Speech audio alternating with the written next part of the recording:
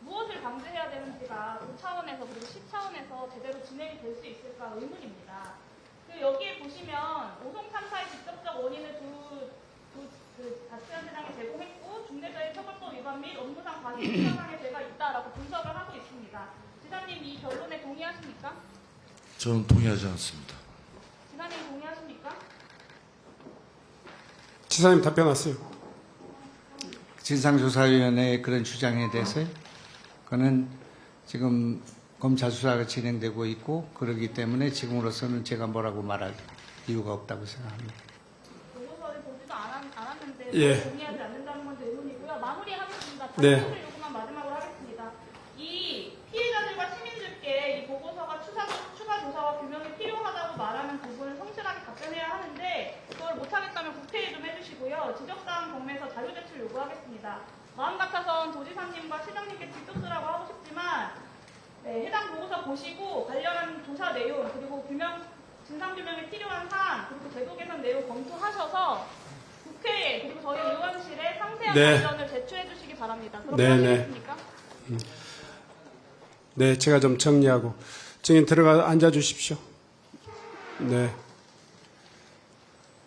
관련된 부분들이 검찰에서 진행되고 있지만 또 주민들의 생명과 안전을 담당하고 이후에도 또 대책을 수립해야 될 충청북도와 청주시에서는 여전히 주민들의 물음에 대해서 성실히 답변을 해주시고 대책 마련에 임해 주시기 바랍니다. 따라서 영현 의원님께서 말씀하시는 이 부분 지사님 많이 답답하고 또 억울하실지라도 충분한 답변을 해주시고 끝까지 이 문제에 대한 그 진상 규명에 협조해 주실 것을 부탁을 드립니다. 그렇게 하시겠습니까? 예, 그렇게 하고 아까 용혜원 의원님이 질의한 것 가운데 우리 부지사가 기소되고 재판받고 있다는 말은 사실이 아니니까 정정해 주시기 바랍니다.